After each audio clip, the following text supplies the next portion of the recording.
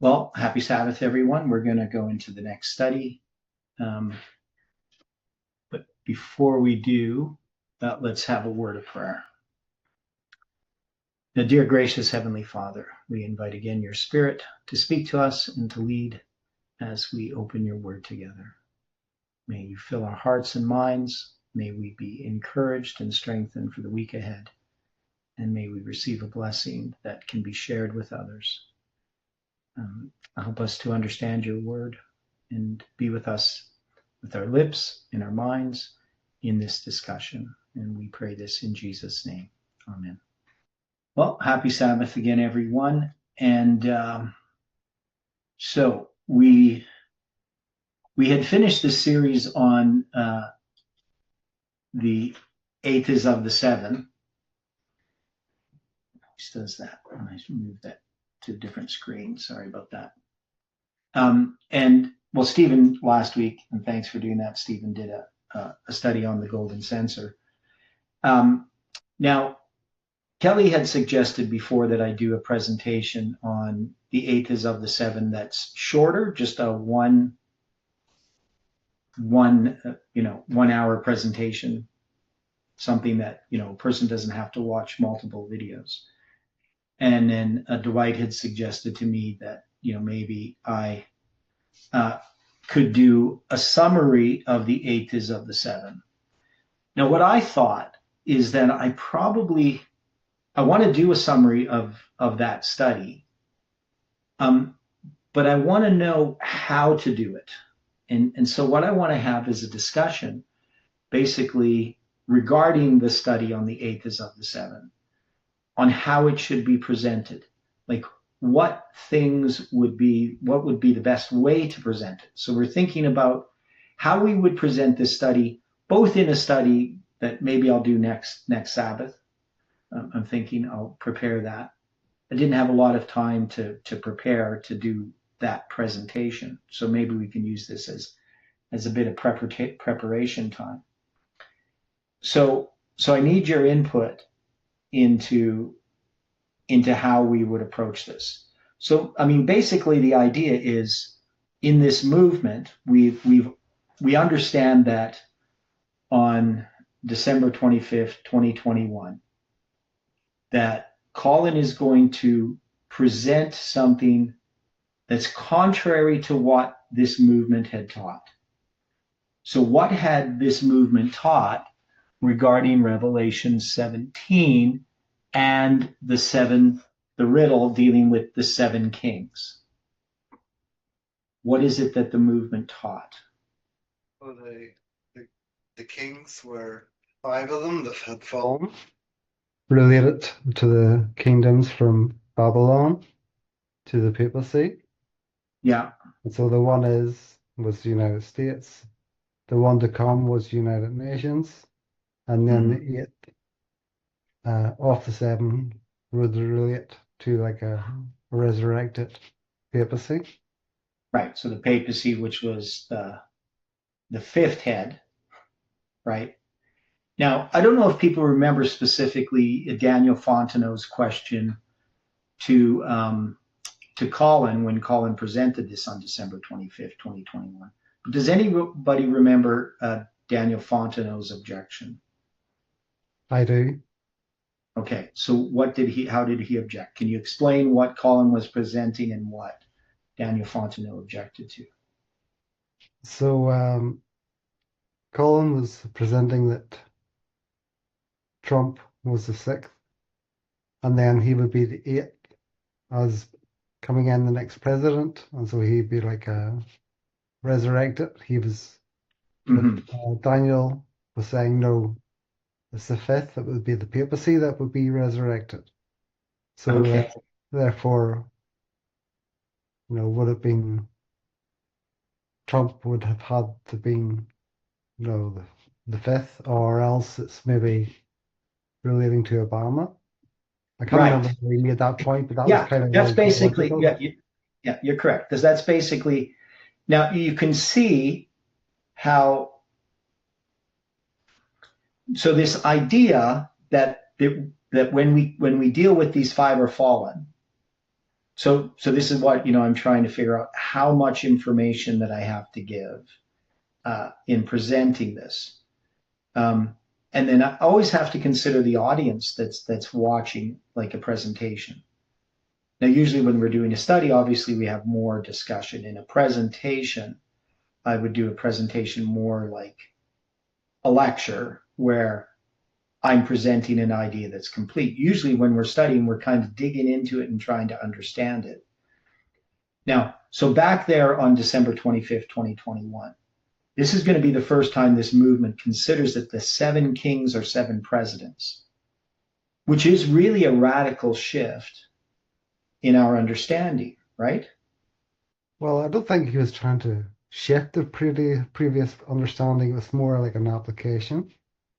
Okay, right. So initially we would, and that's how I looked at it is, well, he's making an application, right? But this application has some history. That is, we had Trump and we had marked him as basically a parallel with that the presidents of the United States were a parallel with the kings of Persia, right? So when I present this, normally what I do is I go back to the time of the end in 538. We'll just call it 539 to 537 BC, and we have the fall of Babylon, and then the rise of Cyrus, and he's going to be the first king of Persia. So we go back to that time at the end of the 70 years in Babylon, and then we compare that to the time of the end in 1989, right? And so we have that history of these 7 Persian kings and then these presidents of the United States. And when we had lined these up, we had lined up, as we've gone through this many times, but we had lined up Darius the Mede with Ronald Reagan and Cyrus with Bush the First. Now, what Colin had done and what Daniel Fontenot had sort of pointed out is that when we made that, what we'll call it, the way that we understood Revelation 17 as these kingdoms, and that the 5 kingdoms that are fallen, if we're going to make a parallel, shouldn't the 5th king be the one that's fallen, and the one is being the 6th, and then the 7th would be the one that hasn't come yet, but continues a short space, and then the 8th follows that, which would be the papacy, right? So that's kind of what Daniel Fontenot was implying, correct? People understand what I'm saying? I know Stephen's understanding it, right, Stephen? Yeah. Yeah. So hopefully people can see that. If you now the question is how much in a presentation is it important to address that distinction? And part of that would be, I guess, what audience we're addressing, right? Agreed. Yeah. Yeah, because if I'm going to be presenting this to a non-Adventist, obviously that history is not going to mean much to them. It's almost as if I need to do 2 different presentations. Or, maybe I could say that the people in the movement, the 3 presentations that we did on the 8th of the 7 should cover that. But that maybe a lot of that background information wouldn't really be necessary if I'm just doing a basic presentation, just to the general public. So it'd be a presentation dealing with Pope Leo the 14th. I mean, I would think where I would address it in the title is Pope Leo the 14th the 8th king of Revelation 17, 10, right? Or I guess it'd be 17:11, right? The beast that was and is not, even he is the 8th. Does this relate, as a question in the title, or maybe as a statement, Pope Leo the 14th, the 8th that is of the 7, or Pope Leo the 14th, the first American Pope. Revelation 1711. Now, of course, Revelation 17:11, we know 17 times 11 is what? 187, July 8th. Yeah, 187, right? So, so we already have sort of a symbol that's significant there, 1711. Or chapter 11, verse 17, because the 187th prime number is 1117, right? That's the 187th prime. So we also connect that to 187 in two different ways.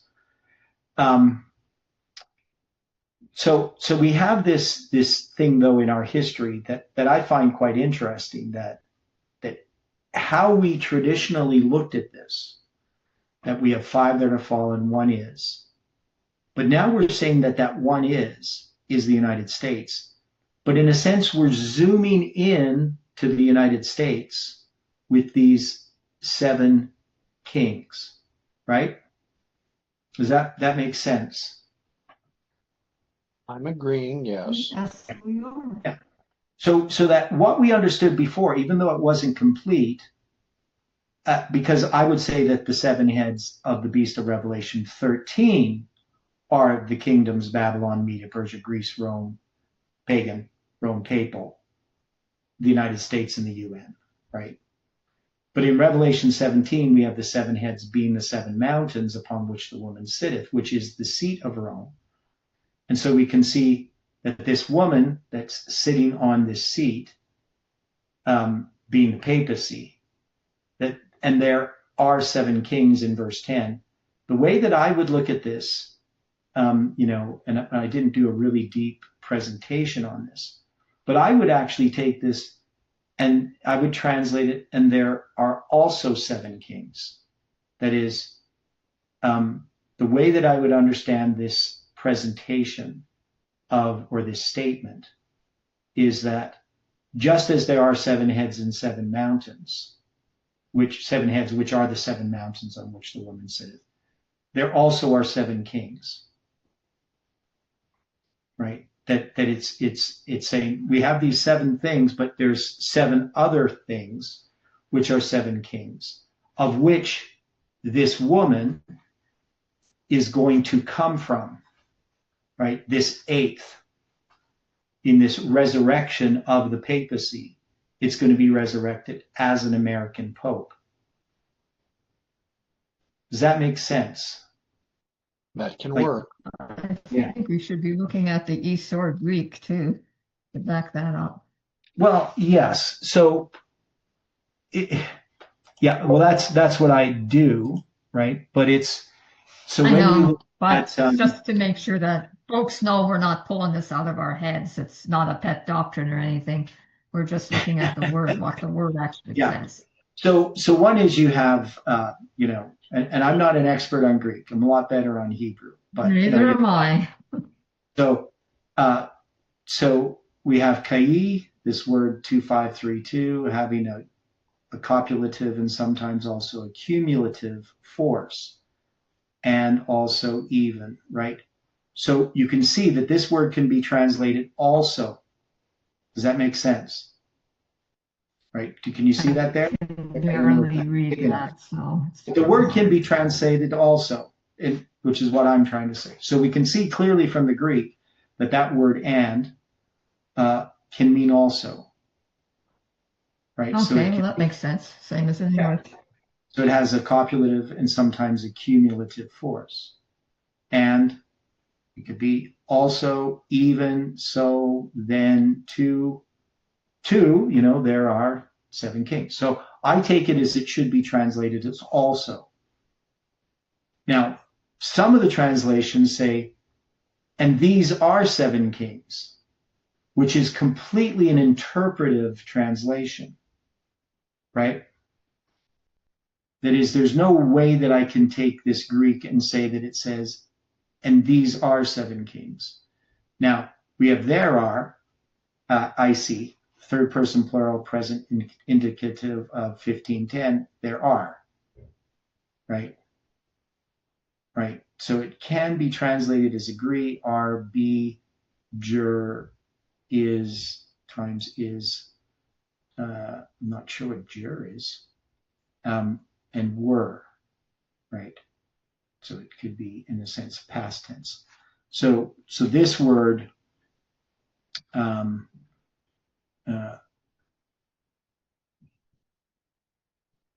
it's translated as agree in 1 John 5:18. And there are three that bear witness in the earth and the spirit and the water and the blood, and these three agree in one, right? Now, the way that I would understand this Revelation 17:10 then is also there are seven kings, in the sense that just as there are seven heads of this beast, which are the seven mountains upon which the woman sitteth, that there also is, in a parallel with that, these seven kings. So just as there are seven heads, which are seven mountains, also there are seven kings.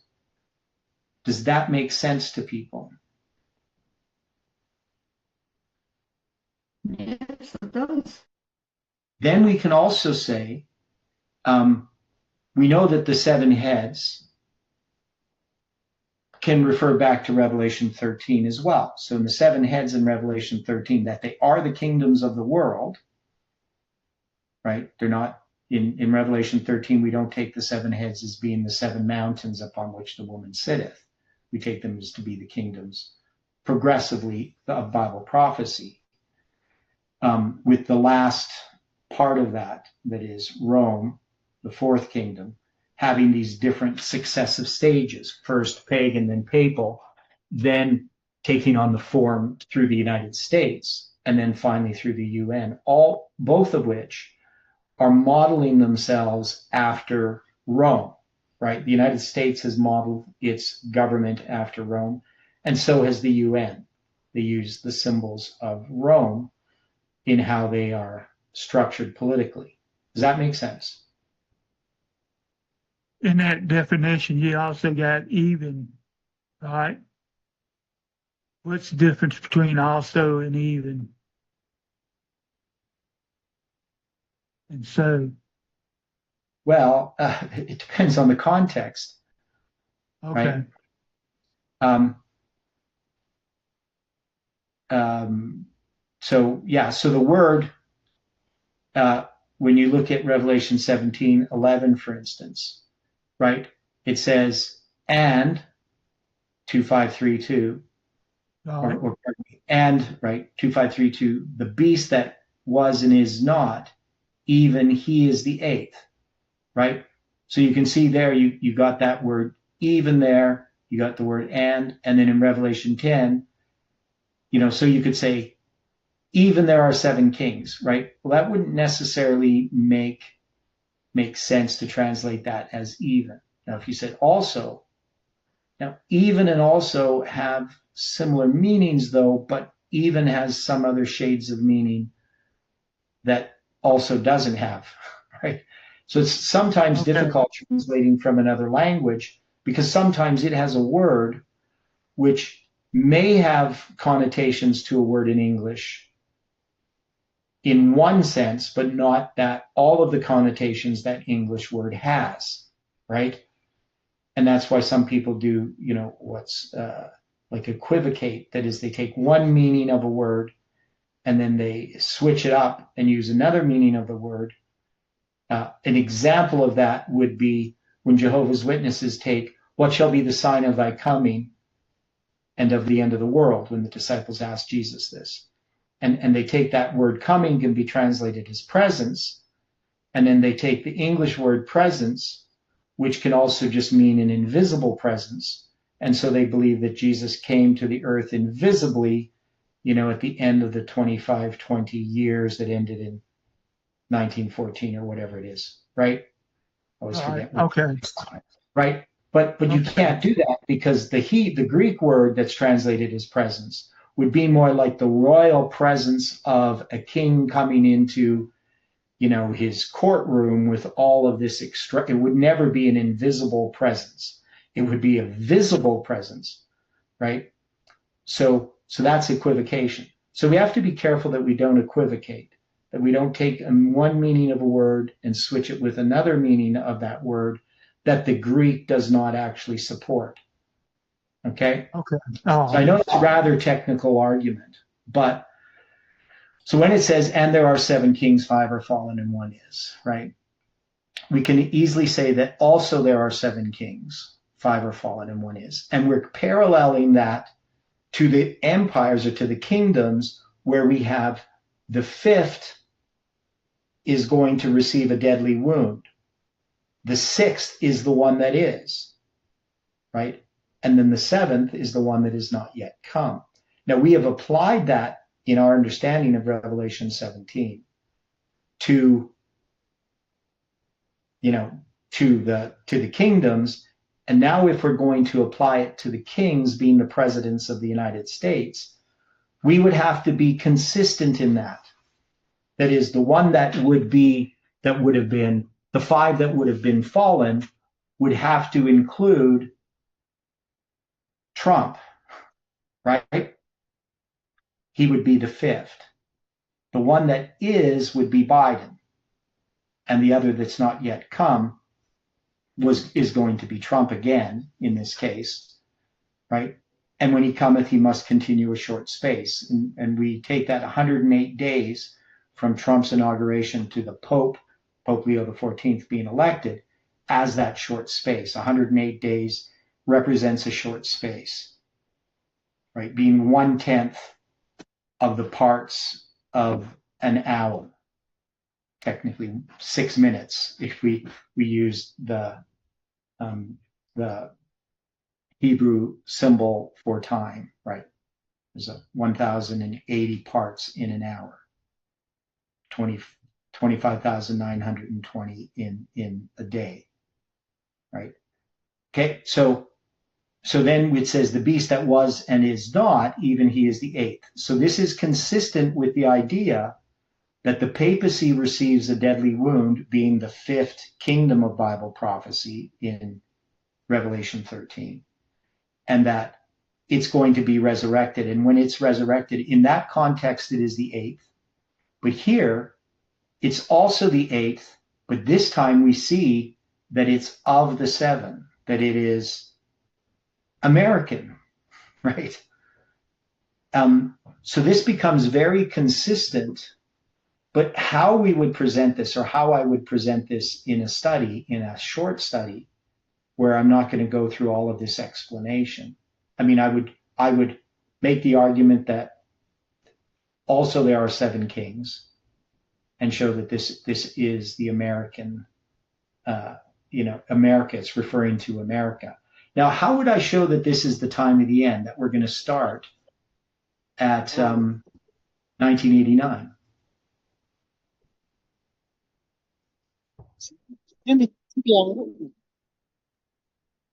Okay, Samuel, I know you're trying to talk, but I just hear a broken up sound.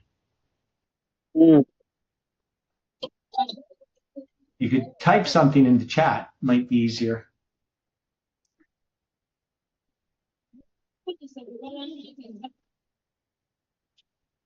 Okay. So anyway, anybody have ideas on what I could do with this? If I was going to try to show that we start in 1989, what would I have to do? Because, we understand 1989.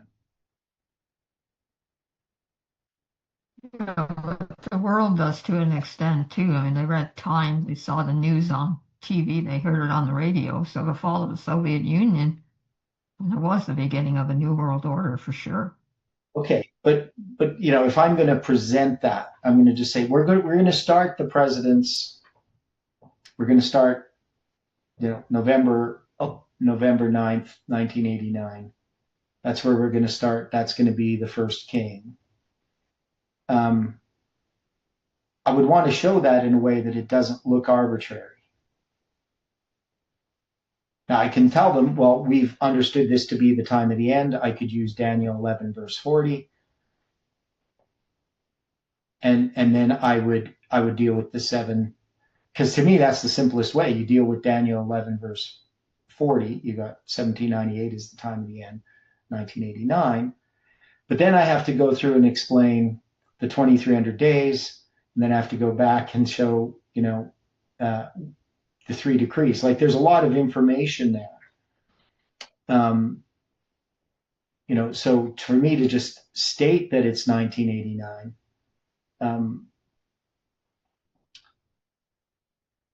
we understand it, and people can say, well, yeah, that's a turning point in history. Is there a simpler way to establish 1989 to count these presidents without, I could just refer back to Daniel and the kings of Persia and leave out 1798, leave out that explanation, just the beginning of Daniel 11. But I don't know how effective that would be.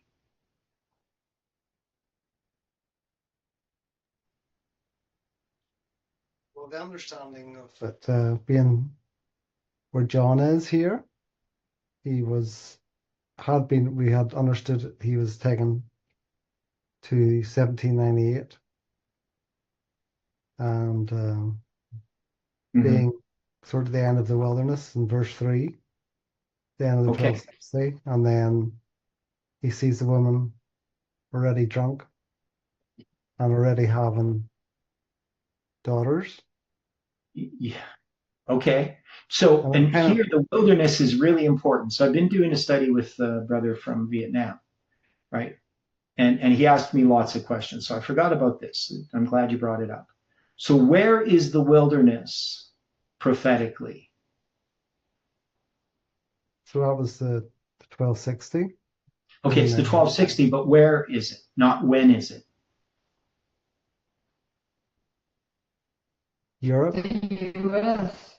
No, what was It's the United States. The United States is technically is the wilderness, because we understand that where the beast rises, right? That's going to be Europe, right? Rome is in this populated place, and sure, the woman's going to flee during the 1260 years into the wilderness, when we know that's going to be sort of literally in Europe, the mountains and in the valleys and so forth, away from persecution.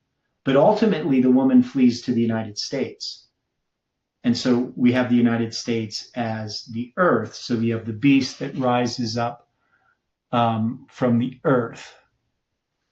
And so that's a place not inhabited. Now, when you go to Revelation 13 here, right? So you're going to have it rising up out of the earth. It's going to be the word Gaia, right? Which is the soil. And in Revelation 17, it's going to use just the word wilderness, which is eremos, that is a desert, a desolate, a solitary wilderness. So can we equate, so I said, we can equate the wilderness with the U.S. The question is, can we do that? Can we say that when he's carried away in the spirit into the wilderness, that he's brought to the United States? So in Revelation 12 as well, you have the earth. The earth helping the women. Yeah. And that's often where we would relate that then again to the United States. Right. So she's going to flee into the wilderness in verse 6. Right. And then where it says the earth helps the woman, that's going to be, where's that verse? Yeah, verse 16, and the earth helped the woman, right? So again, you're going to have the word Gaia.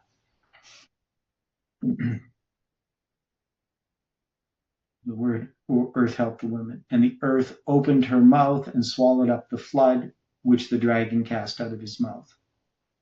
So can we sort of equate that here, when John is carried in 17 verse 3, in the Spirit into the wilderness, that this can include the United States, that this is that. So one is he's going to be brought to not to 1798 as, and maybe, maybe we could make that application still, that there is a way in which we look at this as 1798. But I would still think that the primary application of this is that this is bringing us to 1989, not to 1798. That is, it's bringing us to our time of the end, in that this is modern Rome, not papal Rome. Well, And we have this woman that has been given this seat, been given the Vatican, right? These represented by these seven heads, has this relationship with the state. That is, it is not the beast. The Catholic Church is not the beast here. It is the woman that is riding this beast. And so could we use that then to just establish 1989? I don't know still the best way to do that, because I'm just trying to think how to, the things that I can cut out in a presentation that I can safely cut out, even if they need further explanation. I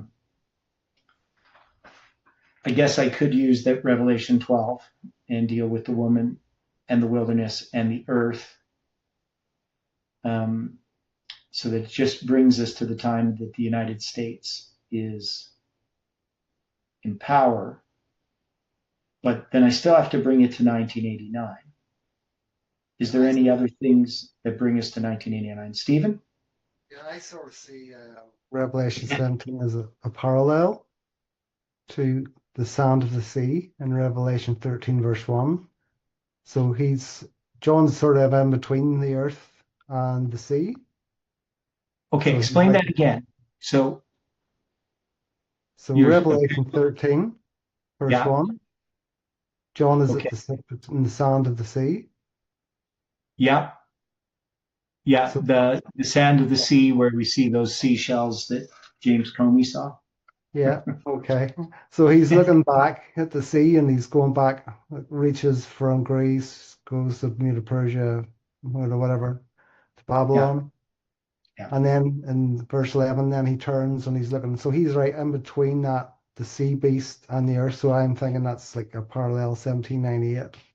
And then with Daniel 11, verse 40, tying 1798 to 1989, allows you anyway that bridge with that 1798 to sort of take you to 1989. Okay, right. So there we would need at least to present an understanding of Daniel 11, verse 40. And I think that would probably be in Lewis F. Weir then. Yeah. So dealing with what we understood, how we just understood when November 9th, 1989 occurred, that it was a fulfillment of Daniel 11, verse 40. And that it's this, just as we see this transition in 1798, right, with the papacy at the time of the end going to the United States, what Stephen is saying, he's seeing the end of the 1260 and the beginning of the United States. When we get to Revelation 17, now we're getting to the time of the end in the time of the United States to 1989. So I'd have to think of a way to present that really succinctly, that a person could follow it, right, without a lot of explanation. Okay, does that make sense? Well, you could present it and maybe the next time have a Q&A, or if it's really brief, have a Q&A at the first time you present it. I don't know, but yeah. I mean, I've presented some of this stuff to non-Adventists, and they often just accept what I say. They're just like, well, that makes a lot of sense, even though they don't know all of the the details, right? Where, if you're presenting this to Adventists, then, you get a bit more resistance. And, there's the understanding that people already have. And that sometimes can be very faulty. That is, there's many different interpretations of Revelation 17. Now, within this movement, I think it's a lot simpler to present our position, simply because, the people already have studied this and they know it, and we can see how it all fits perfectly. So that question that Daniel Fontenot had asked, or his objection to what Colin was presenting, I think was a key that we need to recognize. If we're going to see this as an application, it needs to parallel it, and that the sixth has to be a reference to the United States if we're referring to the kingdoms of Bible prophecy, and that the fifth, then, the one that's fallen, would have to refer to the fifth king, not the sixth king. And so we can see that ends up paralleling that interpretation. Now I've made the argument that the primary interpretation of Revelation 17 is that the seven kings are presidents of the United States. That is, it's not going to be until the time of is that you're going to understand this prophecy. Because if we're saying five are fallen and one is, we have to say, well, when is? And it seems obvious now that the only time you can know when you understand this riddle is when you're in the time of is, right? It wouldn't make sense to say, five are fallen and one is, and say, well, the one that is Trump, when you're in the time of the sixth, that you're going to understand it in the time of Biden, right? That is, Colin really didn't see the problem that he was having. He's saying, well, the one is Trump, where it's pretty clear that Trump has already fallen by December 25th, 2021. So the one that is Biden, right? So to have Trump being the one that is, being the sixth, the others not yet come, well, that would have then ended up being Biden. And then he argued, well, Biden's not going to be in office very long, right? He's going to die in office or something, or, just be found mentally incompetent, right? And then the beast that was and is not, that's going to be Trump, right? Was his argument. Now, it's interesting to me, though, that Jeff has taken up that argument, which originated from Colin, right? That is, that interpretation that the eighth is Trump. Jeff makes the argument that all the light's supposed to come from him because he's the prophet, and that he should never have listened to anyone else. And that, the light that came since 2000, I guess we'd say 2013 or whatever, that would be light that was, false light that led us in a stray path. And yet he's going to hold on to this interpretation that Colin originated, that would go contrary to what Jeff taught about Revelation 17 in the past. Right? So I'm really puzzled by Jeff's insistence that Trump is the eighth. I mean, anyone's insistence that Trump is the eighth, that he is the beast that was and is not. So I know that doesn't really help much as far as what I need to present. But so it depends on my audience again, right? What I would present about it. Now, of course, the main part of this argument is going to be the chronology of Leo XIV, right? I mean, I could argue we have this first American pope and work back to the time of the end, being 1989, saying that it's in the time of the seventh, who continues a short space, that the eighth arises. And just by working backwards, we would come to the time of the end. Now, what do people think about that approach? So if I started with a study with Pope Leo, right, saying he's the eighth, showing that this is the papacy and that he's of the seven, and what is he the seven of? Right, and what is he the eighth being of seven? So what is that seven that he's of? And then work back and show that it leads us to November 9th, 1989. I don't know, is that a good approach? What do people think about that? It would hook me if I was trying to find some truth and I was trying to reason out, untangle all these events that are happening, because I knew a long time ago that we were coming to the end. I mean, even before I took Christ, I could see things just rotting. I was saying they're decomposing right in front of me. What's the solution? You know, way back in the 60s, actually. Okay. Yeah. So, yeah, we see that there's, because I think it's pretty easy to show that this is the first American Pope. I don't think anybody would argue with that. I don't think we've had any other Pope that somebody could argue, well, this isn't the first American Pope. He's not truly an American Pope or anything. He is, right? And then, if somebody believes that the beast represents the papacy, it's just to say, how is he of the seven?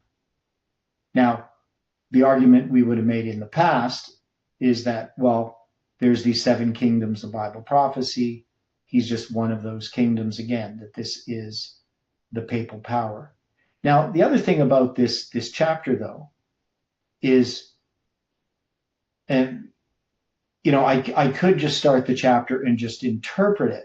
That is, instead of addressing a lot of these other things, I could go through chapter 17, talk about the woman, who she is.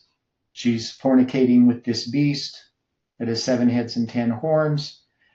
Go back to Revelation 13, Revelation 12, right? So show Revelation 13 has this papal beast, and in the United States being the 2-horned beast. For Seventh-day Adventists, this is generally how I would do it, right? And then, of course, I could use the spirit of prophecy statements regarding, that the dragon gives, its power, its seat, and his power, his seat, and great authority, which is not his to give, to the papacy. And then see here, well, this beast is different. I would look at the dragon beast, pagan Rome, the composite beast, papal Rome, and then this beast. But papal Rome is not the beast. Papal Rome is the woman who is fornicating with the beast, right? So then we would look at how this is understood. And one of the key things is in verse 8, where it says, the beast that thou sawest was and is not. Now, how we normally interpret this when we read this verse, what do we think? Because he's going to explain, I will tell thee the mystery of the woman and of the beast that carrieth her, which hath 7 heads and 10 horns. And then he says, the beast that thou sawest was and is not, and shall ascend out of the bottomless pit. So people generally, I would say almost everybody, when they look at this, when it says, the beast that thou sawest was and is not, which beast is the angel referring to? Is it the beast? Okay, so it wouldn't be referring to the beast of Revelation 17. Because is it true that the beast of Revelation 17 that the woman is committing fornication with was and is not and shall ascend out of the bottomless pit? Is it true of the beast of Revelation 17 that is the case? Right? You see, this is the problem I always had with our interpretation of this chapter. is that this can't be referring to the beast that he just saw, but to a beast that he had previously seen, right? Not sawn. So so you saying this ain't the beast of Revelation 13? This is the beast of Revelation 13 that is Okay. that he's referring to, not the beast of Revelation 17. But everyone, almost unanimously, when it says the beast that thou sawest was and is not, thinks that it's a reference to the beast that he just saw. Okay. Now, maybe Iran could help us a little bit with this, the tenses of Greek. So when we look at this this word sawest, 1492, Columbus sailed the ocean blue, and we go to let me see here. I got to go to my Greek New Testament. Where is it? Here it is. Okay. And we look at this verse, it says, where is it here? Which verse was I supposed to be in? Go back to King James. Okay, yeah, it's verse 8. Okay, that's right. Yeah, Greek is so weird. I don't see it. There's sure a lot of words here. Do you see that Greek number? I don't see it. You do. 2342, right? 1492 is the Greek number given here. Maybe I'll look at this one. Oh, SARS. You on SARS. All right. No, just the word sawest. I just don't see in this epi preposition. Huh. I'm just so bad with Greek. Does anybody see the word? What word are you looking for? The word sawest. It was Edo, 1492, the Greek number 1492. But I don't see it here in my interlinear. Is there something I'm doing wrong? Well, I don't see it either, which makes me wonder if sauce is actually a correct translation. Well, yeah. So if you go to, so we go back here in verse 8, and the beast that thou sawest, right? So we got 14:9 Edo. So that's, pretty clear there. But when I look at the interlinear, right? Let me see here. Like maybe the verses don't line up. 1473.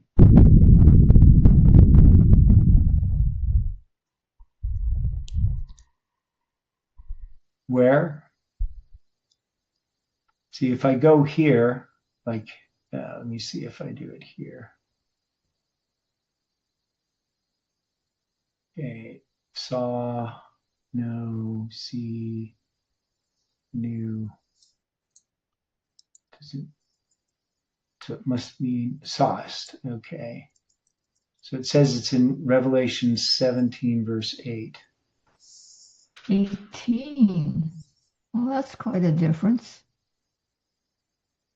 Well, it's in 17:18 and in 17:8 as the word sawest. But again, I don't see Oh, it. yeah, now I see it. 17:8, 17:12, okay. Yeah, so so I just don't know why my Greek interlinear doesn't show this word. Like, and I'm not really good at reading Greek in the sense, like, it'll often have a different form. So even though it gives you the word Edo, it's going to show up in like quite a different form. Like I don't know my verb forms, especially all the tenses. So I don't even see a word that looks like it. So if I click on each of these numbers, kai, there's that one. There's this to wonder, right? Can you try looking at the NTTR plus? The what? Greek The- NTTR That's the one I plus. looked at. That's the one I looked at first. Yeah. Did you find it anywhere? Yeah. But I'm just even looking at the Greek. I don't see. We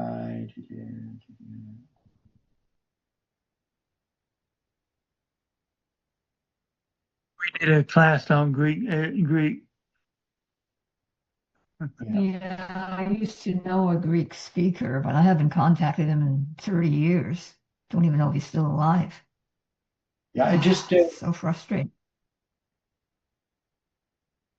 I just don't see any words that are related to sauce. So if I looked at this, it would say, ho, right? The the beast, right? And then it has awe, which is just which, and then this must be it, 3708. Hora. No. But here it says, so I look at this and it says Atis. So that must be, but why does it give us 3708, which is a completely different word? Well, it's related. It's just to stare at. Yeah, but that's quite a It's different. clear and clear. So I don't know if Arad knows, because he knows more Greek than I do. So that must be the word.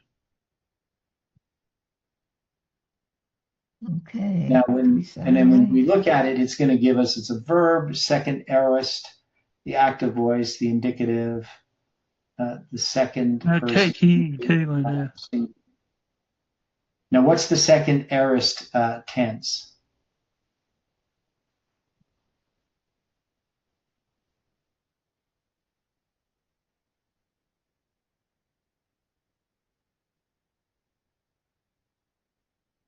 That's quite a different word, though. 3700 is not the same as 1492. They're not related words. They're not spelt the same at all. And if you look here, you can see that this is this word, Edis. Maybe what I'll do, that doesn't make sense. Yeah, why? See, it's like they're dealing with a different document or something.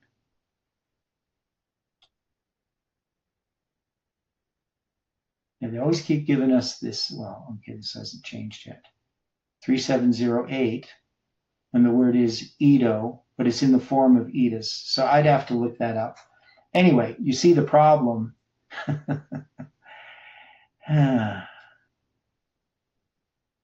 The meaning is similar, but the words are very different. Right. And what I want to know is, my understanding is that the beast that thou sawest is referring not to the beast that you're seeing now, but that you're seeing some way in the past. That you previously. Oh, look at this. The second aorist, like the first aorist, indicates a completed action in the past. Yes. So there you have it. Yeah. So when I'd looked it up before, that's what I'd understood. So when he's saying the beast that thou sawest, he's referring specifically not to the beast which you now see, which you just saw, but to something that you saw way in the past, in the previous part of your vision, right? So that's why I'm arguing that the beast that thou sawest is not the beast that you are looking at now, but the beast that you had seen before, was, is not, and shall ascend out of the bottomless pit. And that's how he's explaining the woman that's riding this beast, is he refers him back to the beast of Revelation 13. So anyway, I still have to think about how I'm going to present this, right, in a simple way, in one presentation, preferably as short as I possibly can. Any thoughts on all of this? Okay. Well, it's been helpful. It still gives me I hope lots. so. But you can see you can see the problems of presenting things. Like, it's easy to tell somebody, tell me, you need to do a simpler presentation on that topic. Okay, you do it then. Yeah, Kelly, you do it. It's not always easy because you have to think about what's being left out and whether it's convincing or not. Or just put them in footnotes. Working on Yeah. it. Yeah, like if I'm writing a paper, I can put things in footnotes often if I want to maintain a flow of thought. I think you're going to have to. But I'm thinking about this as a presentation where, you know, I'm going to present it to somebody who doesn't know all the things we know, and yet I can't leave out all the details, unless that's not the audience I want to reach, you know, unless it's the people in the movement, right? Or just generally Seventh-day Adventists, or generally Christians, right? Or am I trying to reach non-Christians, right? So to me, the audience is always really important. You know, who you're going to have watch a video, or who you think might watch that video. Okay, well, thanks everyone. Let's close with prayer. Dear Father in heaven, we are so grateful again for the time that we have to study your word, and for the Sabbath, and for the fellowship that we can have as we spend time studying together. We just pray, Lord, for this week ahead, for the studies that we have in the morning, that you can help us to come back to these things that we have been studying. And I pray, Lord, that you can help me this week prepare for a study next Sabbath. And we also pray, Lord, for each person and the difficulties that they have to face each day. We pray for strength for this week ahead, and for your angels to watch over us. And thank you for the care and protection you've given us in this past week. And so we pray this and thank you in Jesus' name. Amen.